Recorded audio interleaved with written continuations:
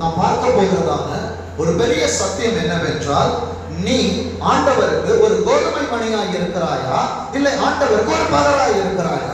ஏனென்றால் இன்றைக்கு கிறிஸ்தவன் என்று சொல்லுகிற நேரத்தில் நான் வேதத்தை சுமக்கிறேன் என்று சொல்லுகிறவன் கிறிஸ்தவன் அல்ல. நான் கிறிஸ்துவை அணிந்திருக்கிறேன், கிறிஸ்துவை எனக்குள்ளாக நான் காண்பிக்கிறேன் என்கிறவன் தான் உண்மை கிறிஸ்தவனாய் இருக்கிறான். அந்த கிறிஸ்தவனாய் நீ இருப்பாய் என்றால் ஆண்டவருக்கு நீ என்ன காரியத்தை செய்து கொண்டிருக்கிறாய்? வேதத்தில் எடுத்தவர்கள் வாசிங்க. யோவான் எழுதின சுவிசேஷம், யோவான் எழுதின சுவிசேஷம் 12ஆம் அதிகாரம், யோவான் எழுதின சுவிசேஷம் 12ஆம் அதிகாரம் 24ஆம் வசனம்.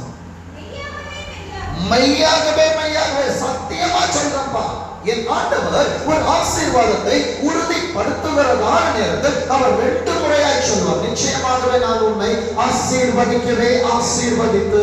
அதே போலதான் என் ஆண்டவர் அவருக்கான ஒரு குதிரையை உருவாக்குகிற நேரத்தில் அந்த குதிரை எனக்கான யுத்த குதிரையாக இருக்க வேண்டும், எனக்கான காரியங்களை செய்கிறதான ஜெயமுள்ள குதிரையாக இருக்க வேண்டும். அந்த குதிரையை அவர் ஆயத்தப்படுத்துகிறதான நேரத்தில் அது ஒரு கோதுமை மணியாக இருக்க வேண்டும். அவர் எதிர்பார்த்து கொண்டிருக்கிறார். வார்த்தை சொல்லுகிறது, மெய்யாகவே மெய்யாகவே நான் உங்களுக்கு சொல்லுகிறேன், கோதுமை மணியானது. அவர் எவ்வளவு அழகா சொல்றாரு, கோதுமை மணியானது. அப்போ இவ்வளவு நாளும் குடும்பம் எனக்கு என்னென்னையோ பெயர்களை கொடுத்திருக்கிறது. ஆனா ஆண்டவரை கூப்பிடுகிற நேரத்தில் கோதுமை மணி என்று அவர் என்னை அழைக்கிறார். கோதுமை மணி என்று சொல்லுகிறதான நேரத்தில் எனக்கு அவர் ஒரு வேல்யூ கொடுக்கிறார். ஒன்றுமில்லாத என் வாழ்க்கைக்கு, உதவாத என் வாழ்க்கைக்கு, மதிப்பில்லாத என் வாழ்க்கைக்கு அவர் ஒரு மதிப்பை கொடுக்கிறார். அவர் சொல்லுகிறார் பாருங்க, கோதுமை மணியானது நிலத்தில் விழுந்து சாகாவிட்டால் தனித்திருக்கும். ஆண்டவரே எனக்கு ஏன் பாடுகள், ஆண்டவரே எனக்கு ஏன் சோதனைகள், எனக்கு ஏன் வேதனைகள்? அப்பா, என் பிள்ளைகள் இடத்துல இருந்து நான் கனியை எதிர்பார்த்து கொண்டிருக்கிறேன், ஆனால் அவர்கள் எனக்கு கொடுப்பதோ கசப்பின் கனியை கொடுக்கிறார்கள் என்று பெற்றோர்களின் கவலைகள். அன்பு தெய்வனுடைய சனமே, நீ தெரிந்து கொள்ள வேண்டிய சத்தியம் இருக்கிறது. கோதுமை மணியானது எங்க விழணுமா? நிலத்தில் விழ வேண்டும். அது என்ன நிலமாய் இருக்கிறது? ஒரு குடும்பம் என்கிற நிலம் எப்படிப்பட்டதாக இருக்கிறது? ஒரு சபை என்கிற நிலம் எப்படிப்பட்ட இடத்திலே ஒரு விதையை நீ விதைத்துக் கொண்டிருக்கிறாய்? ஒரு சபையிலே நீ கோதுமை மணியாய் விழுவாய் என்றால் உன் வேர்கள் அங்கே உறுதியாய் இருக்க வேண்டும். ஆனா இந்த சத்தியத்தை எடுக்கிற நேரத்தில் அநேக போராட்டங்கள். ஆண்டவரே, ஒரு ஆழமான சத்தியத்திற்குள்ளாய் போகிற நேரத்தில் பொல்லாங்கன் ஒருவன் இருக்கிறான், அவன் எல்லாரையும் தடை பண்ணுவானே. ஆனால் சொல்ல வேண்டியதின் கடமையாய் இருக்கிறது. நல்ல நிலத்தில் விழுந்த விதையாய் இருப்பாய் என்றால் கர்த்தர் உன்னை பெருக செய்வார். வார்த்தை சொல்லுகிறது பாருங்க, அது சாகாவிட்டா. ஏன்னா மனிதன் பார்க்கிற விதமாய் என் ஆண்டவர் உன்னை பார்க்க விரும்பவில்லை. மனிதன் சொல்லுவான் உன் வாழ்க்கை முடிந்து போனது. ஆண்டவர் சொல்லுகிறார், நிலத்தில் விழுந்து சாகாவிட்டால், சாகாவிட்டால் என்று சொல்லுகிற நேரத்திலே பாவத்திற்கு நீ மரிக்க வேண்டும், நீதிக்கு பிழைக்கிறவனாய் இருக்க வேண்டும். அப்பொழுது ஆண்டவர் உன்னிடத்தில் அவர் பெருக்கத்தை மாத்திரம் அல்ல, ஆசீர்வாதங்களை உனக்கு அவர் கூட்டிக் கொடுக்கிறவராய் இருக்கிறார். வேதம் சொல்லுகிறது, அப்படி இந்த கோதுமை மணியானது ஆண்டவருக்கு தன்னை அர்ப்பணிக்காதபடிக்கு ஆண்டவருடைய சித்தத்திற்கு எதிர்த்து நிற்கும் என்றால் அது தனித்திருக்கும். தனித்திருக்கும் என்று சொல்லுகிற நேரத்தில் வேதத்தின் சத்தியத்தை நீ புரிந்து கொள்ள வேண்டும். தனித்திருக்கும் என்று சொல்லுகிற நேரத்தில் பரலோகத்தின் பாதுகாவல் அந்த நிலத்திற்கு இருக்காது. ஜெபம் என்கிற வேலை உன்னிடத்தில் இல்லை என்றால் பாதுகாவல் உனக்கு இருக்காது. அன்பு தேவனுடைய ஜனமே, நீ தனித்தவளாய் விடப்பட்டிருப்பாய். ஆனால் ஆண்டவரின் துணை உனக்கு இருக்கும் என்றால், ஆண்டவரின் அனுக்கிரகம் இருக்கும் என்றால், பரலோகத்தின் அனுசரைகள் உனக்கு இருக்கும் என்றால் தேவ தூதர்கள் உனக்காய் இறங்கி வருவார்கள், உனக்கான பணிவிடைகளை செய்வார்கள். உன் பாதம் கல்லில் இடராத படிக்கு அவர்கள் உன்னை தங்கள் கரங்களிலே ஏந்தி கொண்டு போவார்கள். அன்பு தேவனுடைய ஜனமே, இன்றைக்கு நீ பதராய் இருக்க போகிறாயா? கோதுமை மணியாய் ஆண்டவரை சொல்லிக்க போகிறாயா? அதே அதிகாரத்துல 26ஆம் வசனத்தை வாசிங்க. ஒருவன் எனக்கு ஊழியம் செய்கிறவனே ஆனால் என்னை பின்பற்ற கடவன், நான் எங்கே இருக்கிறேனோ அங்கே என் ஊழியக்காரனும் இருப்பான். என் ஆண்டவர் உன்னை பார்க்கிற பார்வை எனக்கு வேலை செய்கிறவன் ஊழியக்காரன் என்பதற்கு அர்த்தம் இன்றைக்கு அநேகர் மறந்து போனார். ஊழியக்காரன் என்பதனுடைய அர்த்தம் ஆண்டவரின் வேலைக்காரன். நான் எங்கே இருக்கிறேனோ அங்கே ஊழியக்காரனும் இருப்பான். ஏலிக்கு பணிவிடை செய்த சாமுவேலை கர்த்தர் ராஜாக்களை அபிஷேகித்து வைத்தார். இன்றைக்கு நாம் நினைக்கிறோம், நான் ஏன் என் சபைக்கு ஊழியம் செய்ய வேண்டும், நான் ஏன் என் குடும்பத்திற்கு காரியங்களை செய்யும். அன்பு தேவனுடைய ஜனமே, உன் குடும்பம் என்பது கர்த்தர் உன்னை நம்பி கொடுத்த ஒரு நிலமாய் இருக்கிறது. அதை பண்படுத்த வேண்டிய கடமை ஆதாமே அது உனக்குரியது. ஏவாளே, பண்பட்ட நிலத்திலே உன் பிள்ளைகளை வளர்க்க வேண்டியது உன் பொறுப்பாய் இருக்கிறது. பெற்றோருக்கு மாத்திரம் தானே சொல்றீங்க. அப்ப பிள்ளைகளுக்கு இதை கேட்டுக்கொண்டிருக்கிற வாலிப பிள்ளைகளே, உங்கள் வாழ்க்கை கோதுமை மணியாய் சொலிக்க வேண்டும் என்றால் கொடுக்கப்படுகிறதான வார்த்தைகளை உனக்குள்ளாய் சேகரித்து வைத்துக் கொள்ளுகிற நேரத்தில் தானே உலகம் உனக்கு எதிராய் வருகிற நேரத்தில் உன் களஞ்சியத்தில் இருக்கிறதான கோதுமை மணிகள் என்கிறதான வசனத்தை அதற்கு நேராய் பேசிக்கொண்டே இரு. விசுவாசிக்கிறியா? உன்னை நீ பாதுகாத்துக் கொள்ள வேண்டும் என்றால் உலகம் உனக்கு எதிரான காரியங்களை கொண்டு வருகிற நேரத்தில் எனக்கான எதிர்காலத்தை கர்த்தர் வைத்திருக்க. நான் உலகத்தில் இருக்கிறேன், ஆனா உலகம் என்னை தேடி வரும். உலகம் என்னை தேடி வருகிறதான நேரத்தில் ஒரு யோசேப்பை போல என்னை நான் பாதுகாத்துக் கொள்ள வேண்டும் என்று உலகத்துக்கு நோய் சொல்லி ஓடிக்கொண்டே இரு. சில நேரத்தில் காயங்கள், சில நேரத்தில் போராட்டங்கள், சில நேரத்தில் ஆண்டவரை தனித்து விடப்பட்ட வாழ்க்கையும் சோர்ந்து போகாத. ஆண்டவர் உன்னை கோதுமை மணியாய் எடுத்து பயன்படுத்துகிற நேரத்தில் இந்த கோதுமை மணியானது ஒரு நாள் கர்த்தருக்காய் எழுந்து நிற்கும். விசுவாசிக்கிறியா? அன்பு தேவனுடைய ஜனமே, ஒரு விதையை விதைக்கிறதான நேரத்தில் உடனே அது கனி கொடுப்பதில்லை. அது பூமிக்குள்ளாய் போகிறது, எல்லாம் அதை மூடி போடுகிறது. அதே போலதான் அன்பு தேவனுடைய ஜனமே, நாங்கள் அவர்களை வீழ்த்தி விட்டோம் என்று உலகம் ஒன்றை பார்த்து சொல்லும். என் ஆண்டவரின் ஆசீர்வாதத்தின் மழை உண்மையில் பெய்கிறதான நேரத்தில் வேதம் சொல்லுகிறது, ஏற்ற நேரத்தில் மழையை பெய்ய பண்ணுவேன். என்ன மழை பெய்யும்? ஆசீர்வாதத்தில் மழை பெய்கிறதான நேரத்தில் எத்தனை சூழ்நிலைகள் மூடிக்கொண்டிருந்தாலும் விதையானது எப்படி அந்த மண்ணை கிழித்து வெளியே வருகிறதோ கர்த்தர் உன் ஆசீர்வாதங்களை மேலோக்கி எழும்ப பண்ணுவார். கரங்களை தட்டி கர்த்தரை மகிமைப்படுத்து. ஆண்டவரே, நான் விழுந்து போனேன், ஆண்டவரே நான் சோர்ந்து போனேன், ஆண்டவரே நான் தோற்று போனேன் என்று சொல்லி விதையாய் வந்திருக்கிறாயா? கர்த்தர் உன்னை முளைப்பிக்கிற நாட்களை கர்த்தர் கொண்டு வந்திருக்கிறார். மறுபடியும் சொல்லுகிறேன், நீ ஆண்டவருக்கு பதர் அல்ல, நீ ஆண்டவருக்கு பதர் அல்ல, நீ ஆண்டவருக்கு கோதுமை மணியாய் இருக்கிறார். பரலோக ராஜ்யத்தை கட்டுகிறதான கோதுமை விழுதாய் நீ இருக்கிறார். வேதம் சொல்லுகிறது, வாசிங்க. அவனை யாரு கனம் பண்ணுவாமா? பிதாவானவர். ஊழியக்காரன் அல்ல. ஊழியக்காரனால மேபி உனக்கு ரெஃபரன்ஸ் கொடுக்கலாம், உனக்கான ஆலோசனைகளை கொடுக்கலாம். ஆனால் என் ஆண்டவர்களை தூக்கி வைத்து அழகு பார்க்கிற நேரங்கள் தானே ஒருவரால் ஒரு உயர்வை தடுத்து நிறுத்த முடியாது. நீ நினைக்கிற நான் ஒரு ஹோட்டல்ல வேலை செய்யறேன், என் குடும்பத்தில் எல்லாரிலும் நான் சுயவனாக இருக்கிறேன், பொருளாதாரத்தில் கவலைப்பட்டுக் கொண்டிருக்கிறாயா? அன்பு தேவனுடைய ஜனமே, உன் தலையை மறுபடியும் தூக்கி நிறுத்துவது என் தேவனுக்கு லேசான காரியம். அதற்கு ஆண்டவருடைய கருத்துல நீ அடங்கி இருக்கணும். கொஞ்சம் ஆசீர்வாதம் வந்த உடனே இந்த மொட்டைவால் குருவி கிராமப்புறத்துல அழகான கதை சொல்லுவாங்க. வால் ஒரு வால் வளரும் போது இப்படியும் இப்படியும் இப்படியும் இப்படி என்ன பண்ணிட்டு இருக்கோம்? ஆட்டிக்கிட்டு இருக்கோம், அந்த வாழை புடுங்குற வரைக்கும். அன்பு தேவனுடைய ஜனமே, சில ஆசீர்வாதங்கள் நம்மிடத்தில் வருகிறதான நேரத்தில் அமைதியோடு இரு. உலகத்தின் பார்வை வேறு, பொறாமைகள், வன்கண்கள், எரிச்சல்கள் உன்னை தேடி வரும் என்பதை மறந்து போகாது.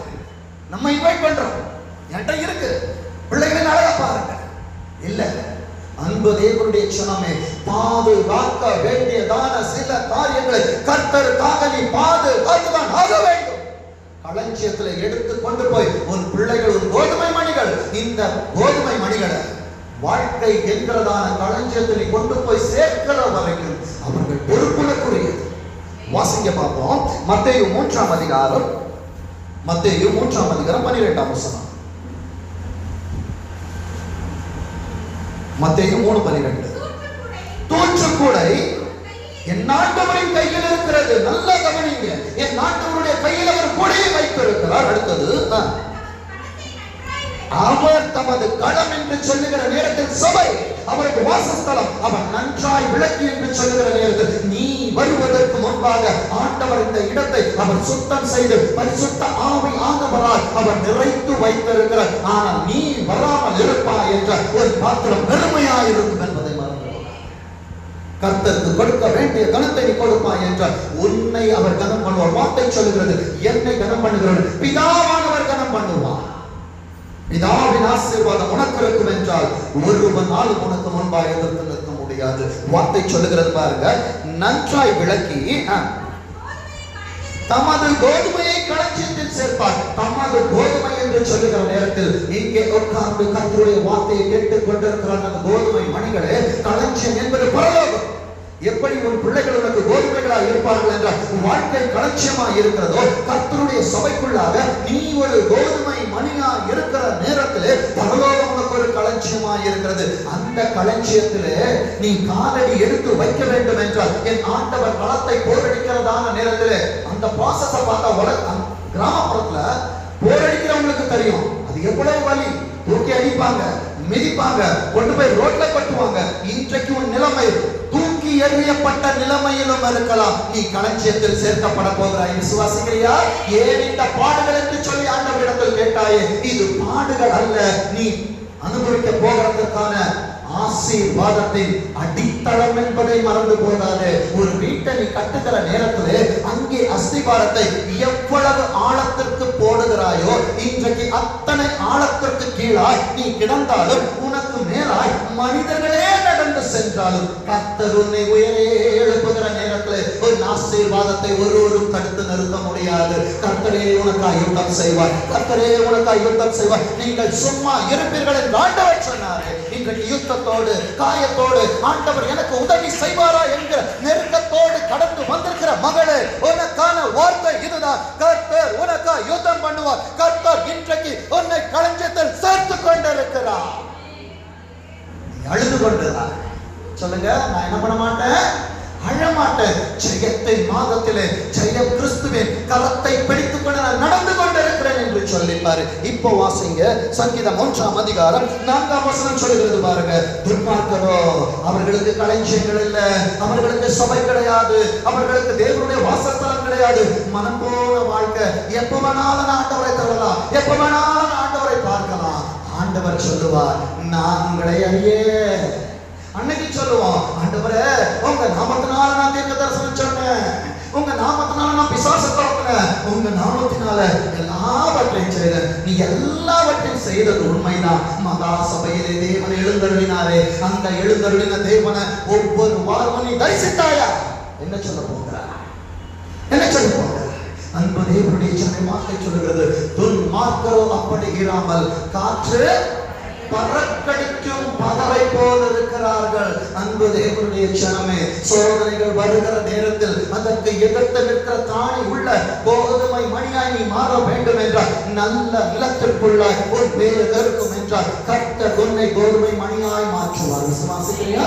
வார்த்தை சொல்லுகிறது, வாசிங்க நீதிமொழிகள் 21ஆம் அதிகாரம் 5ஆம் வசனம்.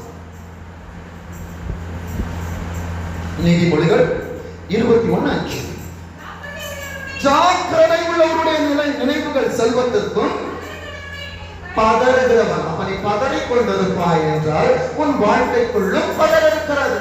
பதறுகிற காரியங்கள் சிதறும். ஆண்டவர் உன்னோடு இருப்பார் என்றால் ஆண்டவர் பார்த்துக் கொள்வார். யெகோவா ஈரே என்னும் நாமம் உள்ளவரை நீ விசுவாசிப்பாய் என்றால் யெகோவா ஈரே என்னும் நாமம் உள்ளவர் கர்த்தருடைய சன்னிதானத்திலே உனக்கான காரியத்தை அவர் பார்த்துக் கொள்வார். விசுவாசிக்கிறியா? ஆண்டவரே, எனக்கு இருப்பது ஒரே ஒரு ஈசாக்கு, அந்த ஈசாக்கை ஆட்ட கேட்கிறீங்க, கொடுத்து பாருங்க. அப்பா, எனக்கு இருக்கிற ஒரே ஒரு நாள், அதை நான் ரெஸ்ட் எடுக்கணும். ஆண்டவர் இல்ல, அது ஆண்டவருக்கு பிரதானமான நாள். உனக்கு பிரதானமாய் வைத்திருப்பதை ஆண்டவருக்கு பிரதானமாய் கொடுப்பாய் என்றால் உனக்கான காரியங்கள் கர்த்தருடைய சந்நிதியில, அதாவது ஒரு சபையில நீ ஆண்டவரை தேடி எனக்கான வார்த்தை வராதா என்று சொல்லி வருகிற நேரத்தில் உனக்கான காரியத்தை ஆண்டவர் கொடுப்பார். விசுவாசிக்கிறியா? வார்த்தை சொல்லுகிறது பாருங்க, பதறுகிறவருடைய நினைவுகள் தரித்திரத்திற்கு அண்ணாடிக்கடி சொல்லுவேன். பதறாத, பதறினாய் என்றால் மூலவேலை செய்யாது. என்ன செய்ய வேண்டும் என்று உடனே செய்ய முடியாது. சில நேரத்தில் உன் காதுகள் அந்த சத்தத்தை கேட்க ஏனென்று நான் பதறிக் கொண்டிருக்கிறேன், என்ன செய்கிறேன் என்று சொல்லி எனக்கு தெரியவில்லை, எனக்கு புரியல. ஆண்டவரின் திட்டங்களை என்னால் செய்ய முடியவில்லை. தரித்திரம் வருகிறதற்கு என் பதறலும் ஒரு காரியமாக இருக்கிறது. ஆண்டவர் சொல்லுகிறார் பாருங்க, இந்த துன்மார்க்கனை குறித்து ஆண்டவர் வேதத்தில் சொல்லுகிறார். யோபு 21ஆம் அதிகாரம், யோபு 21ஆம் அதிகாரம் 17-18 வசனங்கள் வாசிக்க பார்ப்போம். யோபு 21:17-18. எத்தனை சடுதியில் துன்மார்க்கரின் விளக்கணைப்போம். அவங்க ஃபிராக்ஷன்ஸ் ஆஃப் செகண்ட். ஐயோ அவங்க நல்லா இருக்கிறாங்க, அவங்க லட்சமாக்குறாங்க, நல்லா இருக்கிறாங்க, அவங்க ஏமாத்துறாங்க, நல்லா இருக்கிறாங்க. within a fractions of second நீ திரும்பி பார்ப்பாய் என்றால் உன்னோடு ஓட்டத்தை இந்த வருடத்தில் தொடங்கினவர் அநேகர் இல்லை. ஆனால் இன்றைக்கு ஆண்டவர் நிச்சயமாக வைத்திருக்கிறார். ஏனென்றால் ஆண்டவருக்கு பிரியமான கோதுமை மணியாய் நீ இன்றைக்கு இருக்கிறாய். விசுவாசிக்கிறியா? கொரோனா வந்துச்சு, ஃபர்ஸ்ட் வேவ், செகண்ட் வேவ், இன்னும் எத்தனை வேவ் வந்தாலும் நம்ம சொல்லுவோம் அல்லேலூயா பாடிக்கொண்டு அலைகளை நான் தாண்டி கொண்டே இருப்பேன். ஆண்டவரே கரங்களை தட்டி கர்த்தரை மகிமைப்படுத்து. உலகம் பயப்படட்டும், ஆனால் நான் பயப்பட போவதில்லை. ஏனென்றால் என்னை படைத்தவர் அமர்ந்திருக்கிறார். தாயின் கருவிலே என்னை உருவாக்கும் முன்னே என்னை பெயரை சொல்லி அழைத்தவருக்கு எப்ப நான் பரலோகத்துக்குள்ள என்ட்ரி பாயிண்டே வச்சிருக்கேன். அப்ப அந்த என்ட்ரி பாயிண்ட் எனக்கு வரது வரைக்கும் கொரோனா இல்லை. எத்தனை பெரிய வலிமையான சர்ப்பங்களும் என்னை நோக்கி வந்தாலும் நான் பயப்பட. வார்த்தை சொல்கிறது பாருங்க, எத்தனை சடுதியில் துன்மார்க்கரின் விளக்கு அணைந்து போகிறது. அவர் தமது கோபத்தினால் உனக்கு கோபம் இல்லை, உனக்கு ஆசீர்வாதம். துன்மார்க்கனுக்கு தேவனுடைய கோபங்கள் இருக்கிறது. அவருடைய கோபம், தேவனுடைய கோபங்கள் இருக்கிறது. வார்த்தை சொல்கிறது, அவர் தமது கோபத்தினால் வேதனைகளை உனக்கு ஆசீர்வாதத்தை பகிர்ந்து கொடுக்கிறார். ஆனா துன்மார்க்கனுக்கு ஆண்டவர் என்ன கொடுக்கிறார் தெரியுமா? வேதனை. ஆண்டவரே வேதனையோடு வந்திருக்கிறேன், இங்கே வச்சுட்டு போயிடு. ஆண்டவர் உனக்காய் கொண்டு வந்திருக்கிறதான உனக்காய் கொடுக்கப்படுகிற வார்த்தைகளை நீ டைரி கொண்டு வந்து எழுதி வச்சுக்கோ, உன் இருதய பலகையில எழுதி வச்சுக்கோ. கொடுக்கப்படுகிற ஆசீர்வாதத்தை எடுத்துட்டு போ, வேதனைகளை இங்கே வச்சுட்டு போ. அதை ஆண்டவர் துன்மார்க்கனுக்காய் பகிர்ந்து கொடுக்கிறவராக இருக்கிறார். வார்த்தை சொல்லுகிறது பாருங்க, அவர்கள் ஆபத்து அவர்கள் மேல் வரும், பகரின் மேல் ஆபத்து வருகிறது. உன்மீது நீ வேதனை மணியாக இருக்கிறவர்களுக்கு உன்மீது ஆசீர்வாதங்கள் வருகிறதா இருக்கிறது. அடுத்த வார்த்தை சொல்லுகிறது 18ஆம் வசனம், அவர்கள் காற்று முகத்தில் இருக்கிற துரும்பை போலவும் பெருங்காற்று பறக்கடிக்கிற பதரை போலவும் இருக்கிறார்கள். 30ஆம் வசனம், துன்மார்க்கன் ஆபத்து நாளுக்கென்று வைக்கப்படுகிறான். ஆனா நீதிமன்றம் எதற்கு தெரியுமா? ராஜாக்களோடு உட்கார, ஆசாரியர்களோடு உட்கார, கர்த்தருடைய சமூகத்தில் அவன் என்றென்றைக்கும் அசைக்கப்படாத சீயோன் பர்வதத்தை போல் ஆண்டவர் உன்னை வைத்திருக்கிறார். விசுவாசிக்கிறீங்களா? இந்த ரெண்டு பேரை பார்த்திருக்கோம். எத்தனையோ பேர் அசைந்து கொண்டிருந்தார்கள், ஆனா ஆண்டவர் என்னை அசையாதபடி சில குதிரைகளை குறித்தோம், சில ரதங்களை குறிக்கும் மேல பாராட்டும். யார் தெரியுமா? என் படிப்பு என்ன தெரியுமா? என் அந்தஸ்து என்ன தெரியுமா? நான் எங்க வேலை செய்யறது தெரியுமா? என்னுடைய சேலரி எத்தனை டிஜிட் தெரியுமா? எத்தனை டிஜிட்டா இருந்தாலும் உனக்கு பிரியமான சாப்பிட உன்னால முடியாது.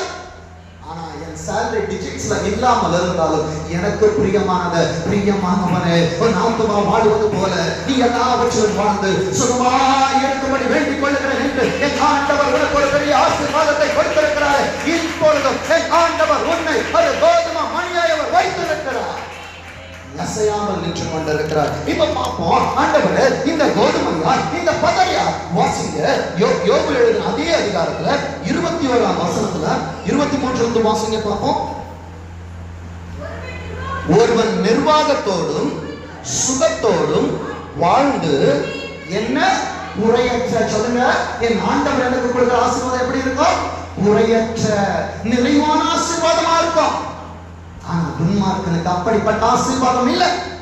கோடிட்டு காண்பிக்க விரும்புகிறேன். கோதுமை எப்படி இருக்கும், பதர் எப்படி இருக்கும்? நீ கோதுமையா இருப்பாய் என்ற பாடுகள் இருந்தாலும் ஆண்டவர் சொல்லுகிறார், உனக்கு நிர்வாகத்தோடு நீ செய்கிற தொழில்களிலே ஆண்டவர் உனக்கு விருத்தியை கட்டளையிடுவார். உனக்கு நிர்வாகத்தோடும் சுகத்தோடும் வாழ்ந்து குறையற்ற பலமுள்ளவனாய் சாகிறப்போ எனக்கு ஒரு நம்பிக்கை இருக்கிறது. ஆண்டவர் எனக்கான காரியத்தை அவர் என்ன பண்ணுவார்? அவர் ஜெயமாய் மாற்றி கொடுக்கிறவராய் இருக்கிறார். அடுத்தது வேதம் சொல்லுகிறது பாருங்க 24 அவனுடைய பால் பாத்திரங்கள் பாலால் எப்படி இருக்கிறது? நிரம்பி. இப்ப சொல்லுமா, இந்த மாசம் ஆசீர்வாதம் எப்படி இருக்கு? என் பாத்திரம், இப்ப சொல்லுங்க, என் பாத்திரம் நிரம்பி வழி. சொல்லுங்க பார்ப்போம். என் பாத்திரம் குறை உள்ளவனாய் இருக்கிறார், குறைபோடு வந்திருக்கிறாய். உன் பாத்திரம் எப்படி இருக்க போகிறது? நிரம்பி வழிய போகிறது. வார்த்தை சொல்லுகிறது, அவனுடைய பால் பாத்திரங்கள் பாலால் நிரம்பி இருக்கிறது, அவன் எலும்புகளில் ஊன் புஷ்டியாய் இருக்குது. அப்போ கர்த்தருடைய வார்த்தை என்ன சொல்லுது? நான் பலவீனனாய் இருந்தாலும் பலமுள்ளவனாய் இருக்கிறேன், குறைவுள்ளவனாய் வந்திருந்தாலும் ஆண்டவரை நிறைவாய் மாற்றி வைத்திருக்கிறார். ஆண்டவரே, நான் குறைவுள்ளவன், நிறைவானவர் வருகிற நேரத்தில் என் குறைவுகள் மாறுகிறதா இருக்கிறது. விசுவாசம் வார்த்தை சொல்லுகிறது பாருங்க. 25ஆம் வசனம் வாசிங்க. வேறொருவன் ஒரு நாளாவது சந்தோஷத்தோட சாப்பிடாம, இது பதரை குறித்து ஆண்டவர் பேசுகிறார். பதறி கொண்டிருப்பாய் என்றால் உனக்கு நிம்மதி இல்லை, பதறி கொண்டிருப்பாய் என்றால் உனக்கு ஆசீர்வாதம் இல்லை. ஒவ்வொரு நாளும் எப்படி இருக்கிறானா? சந்தோஷத்தோடு சாப்பிடாமல் மனக்கிளேசத்தோடு சாகிறான். இருவரும்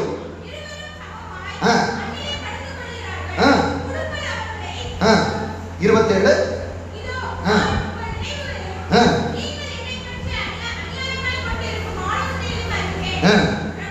பிரபுவினுடைய வீடு எங்கே? அப்ப ஆண்டவருடைய பார்க்கிற பார்வை உன்னை ஒரு பிரபுவாய் அவர் பார்த்துக் கொண்டிருக்கிறார். அடுத்தது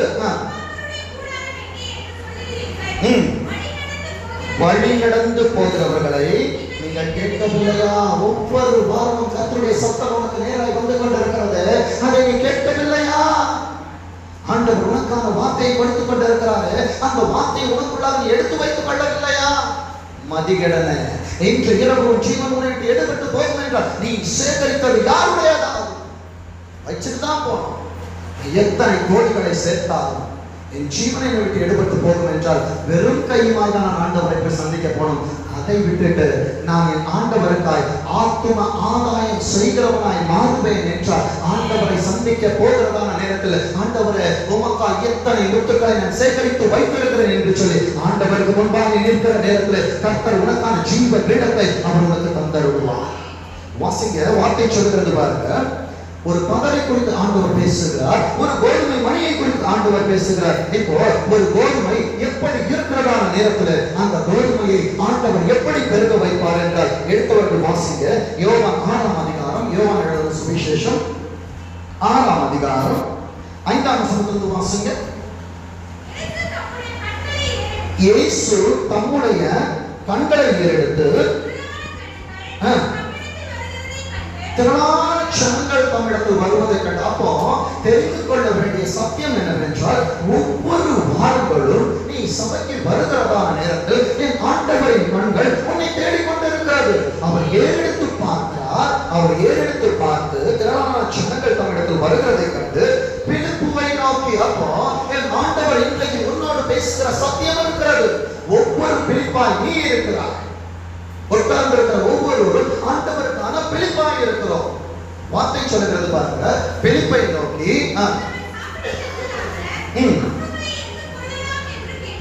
இவர்கள் சாப்பிடத்தக்கதாக அப்பங்களை எங்கே கொள்ளலாம்? ஆண்டவரிடத்தில் நான் ஜெபிக்க போகிறேன் என்றால் ஆண்டவர் என்கிட்ட கேட்கிறார், அப்பா எனக்கு சாப்பிட எதையாவது இருக்கிறதா? சில நேரங்களில் ஆண்டவர் சோதிப்பார். ஏன் தெரியுமா? உன்னை ஆசீர்வதிக்க வேண்டும் என்பதற்காக. நீ நினைக்கிற ஆண்டவர் ஒரு மேஜிக் பண்ணுவார். இல்ல, என் ஆண்டவர் பண்றது மேஜிக் இல்ல, என் ஆண்டவர் வாழ்க்கையில் பண்றது மிராக்கிள். விசுவாசிக்கிறீங்களா? மற்றவர்களை கொண்டு அவர் செய்ய மாட்டார். உன் கரத்தினாலே தான் அவர் உனக்கும் செய்வார். உன் கரத்தினால் தான் மற்றவர்களுக்கும் செய்ய வைப்பார். விசுவாசிக்கிறீங்களா? வார்த்தை சொல்கிறது பாருங்க. 6ஆம் வசனத்தை வாசிங்க.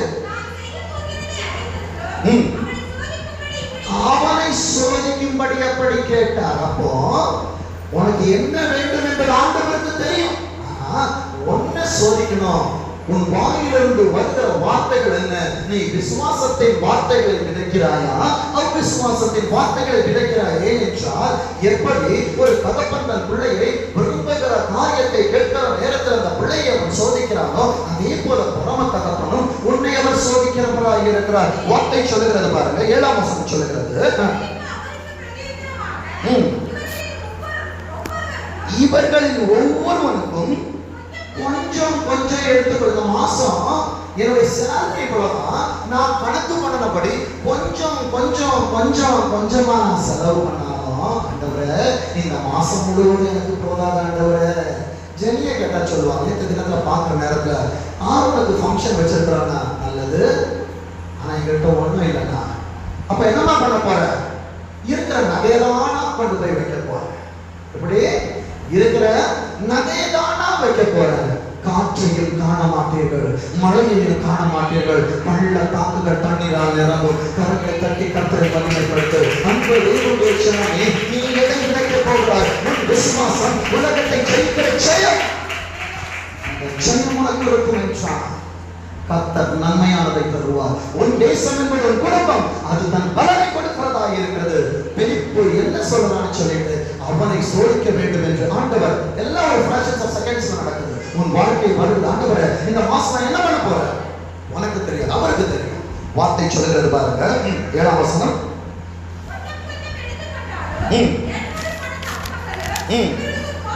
இவங்களுக்கு போதாது. ஆண்டவரே நான் 10,000 சம்பளம் வாங்குறேன், நான் 50,000 வாங்குறேன். 10,000 வாங்குறவங்க 10,000 பொறுப்புகள் இருக்கிறது.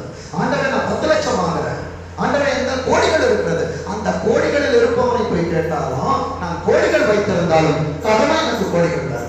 ஏனென்றால் எல்லாம் பேலன்ஸான வாழ்க்கை. நம்ம நினைக்கிறோம் அவங்க ஆடிக்காமல போறாங்க, ஆனா நீ படுத்து உறங்குகிறாயே அந்த நித்திரையை உறங்குகிறார். விசுவாசிக்கிறியா? ஆண்டவர் உனக்கு அமைதியான நித்திரையை கொடுத்திருக்கிறார். உனக்கு என்ன வேணுமோ அவர் சந்திச்சிருக்கிறார். ஆனா இதை அறியாதவர்களால் அநேக நேரத்துல பதறிட்டு இருக்கிறோம். எத்தனை பேருக்கு உணவு இல்லை, எத்தனை பேருக்கு உடை இல்லை, எத்தனை பேருக்கு உழைப்புவதற்கான வீடு இல்லை. ஆண்டவர் உனக்கு நல்ல வீடை கொடுத்திருக்கிறார், நல்ல குடும்பத்தை கொடுத்திருக்கிறாரு, நல்ல கணவனை கொடுத்திருக்கிறாரு, நல்ல மனைவியை கொடுத்திருக்கிறாரு, நல்ல பிள்ளைகளை கொடுத்திருக்கிறாரு.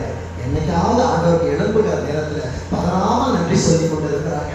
நன்றி சொல்லிப்பார். நன்றி அறித உள்ளமாகி மாறுகிற நேரத்துல கர்த்தர் இன்னுமே அநேக உயரத்திற்கு கொண்டு போவார்.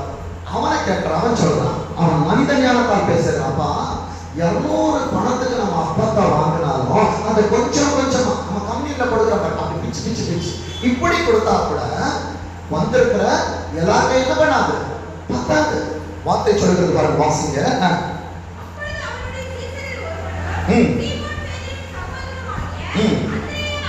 அந்திரேயா அவரை நோக்கி, இங்கே ஒரு பையன் இருக்கிறான். அந்த பையனா யார் இருக்கிறார்? அந்த பையனா யார் இருக்கிறார்? சொல்லுங்க சொல்லுங்க, அந்த பையனா யார் இருக்கிறது? ஆண்டவர் கேட்கிறார். அவன் சொல்லுகிறான், இங்கே ஒரு பையன் இருக்கிறான். அதே போலதான் இங்க சபைக்குள்ளாய் அந்த ஸ்தானத்துல இன்றைக்கு ஆண்டவர் அநேகர் வச்சிருக்கிறார். நம்ம நினைக்கிறோம் என்கிட்ட ஒண்ணுமே இல்லை, ஆனா ஒரு இடத்துல இருக்கிறது. அந்த இருப்பதை கொண்டுதான் உன்னை மாத்திரமல்ல, உன்னோடு இருக்கிற அநேக ஆயிரங்களை கர்த்தர் பயன்படுத்துகிறவராக இருக்கிறார். வாசிங்க.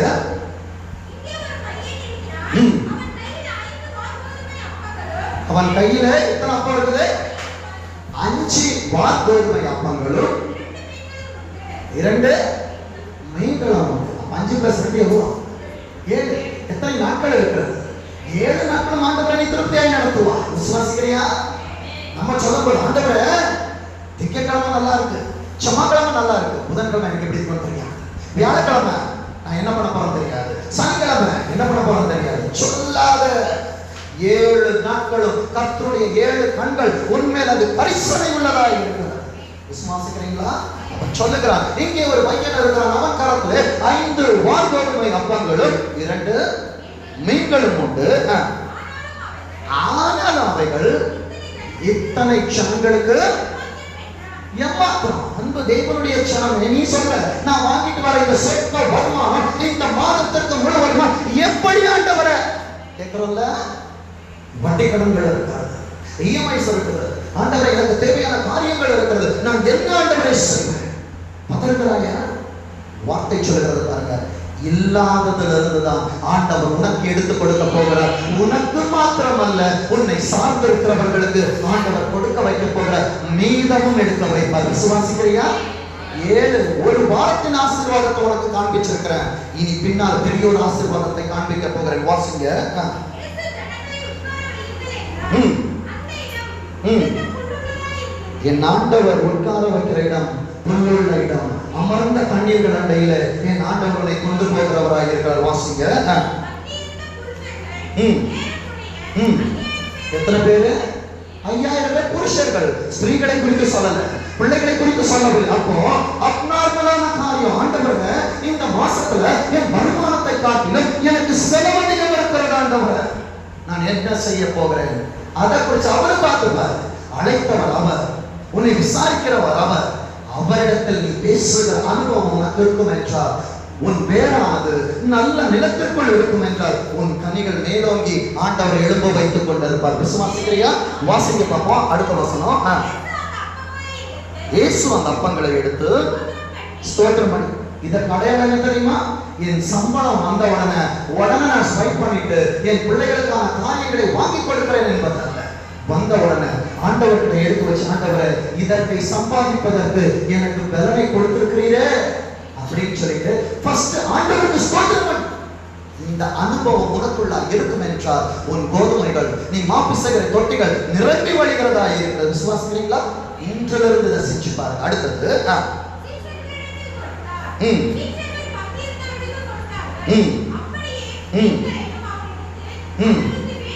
நீங்கள் என்று சொல்லுகிறதான நேரத்துல சில நேரத்துல போனஸ் வரும், அரியஸ் வரும்.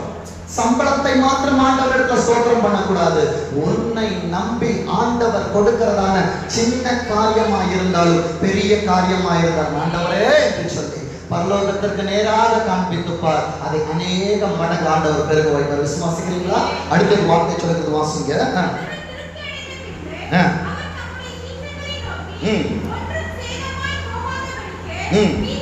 மீதியான துணிக்கைகளை தெரிந்து கொள்ள வேண்டிய சத்தியம் என்ன தெரியுமா? ஆண்டவர் ஒரு மாசத்துல உனக்கு மீதி கொடுக்கிறாருன்னா, தேவையில்லாத காரியத்துல போய் செலவு பண்ணாத. அதை என்ன பண்ணணும்? சேர்த்து வைக்கணும். என்ன பண்ணணும்? சேர்த்து வைக்கிறார். நல்ல கோதுமை மணியானது எதிர்காலத்தில் வருகிறதான பஞ்சங்களுக்கு இப்பொழுது சேர்த்து வைத்துக் கொண்டிருக்கும். ஆண்டவர் இன்றைக்கு உனக்கு வார்த்தைகளை கொடுக்கிறார் என்றால், எதிர்காலத்தில் எனக்கான தேவைகள் இருக்கிறது. இன்றைக்கு ஆண்டவர் உன்னிடத்தில் கொடுத்திருக்கிற காரியங்கள் ஒரு மாதம் முடிகிற நேரத்தில் மீதம் எடுக்க வைப்பார் என்றால், சேர்த்து வை. தேவையில்லாத செலவு பண்ணாது. அடுத்தது வாசிங்க.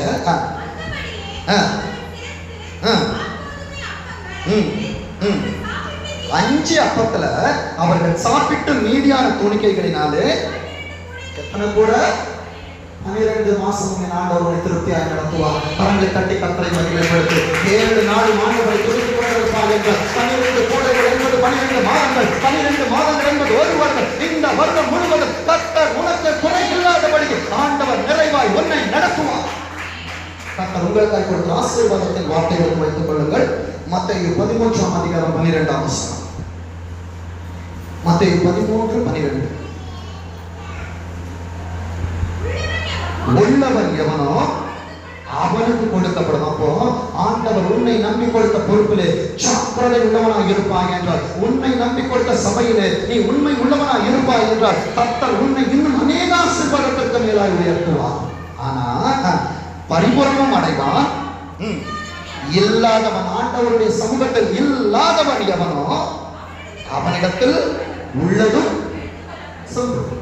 அன்பு தேவனுடைய ஜனமே, கர்த்தருடைய பார்வையில உண்மையாய் இருப்பாய் என்றால், உண்மையுள்ள மனுஷன் பரிபூர்ண ஆசீர்வாதங்களை பெறுவான். என் சபையின் பிள்ளைகளுக்கும் இந்த வார்த்தை நான் கொடுக்க அனுப்போது 7 நாட்கள் கர்த்தருடைய சன்னதியை காத்துக் கொண்டிரு. இந்த வருடம் முழுவதும் கர்த்தருடைய நன்மையாய் இருப்போம். விசுவாசிக்கிறீங்களா? ஆமென். நம் கண்களை மூடி செல்வோம்.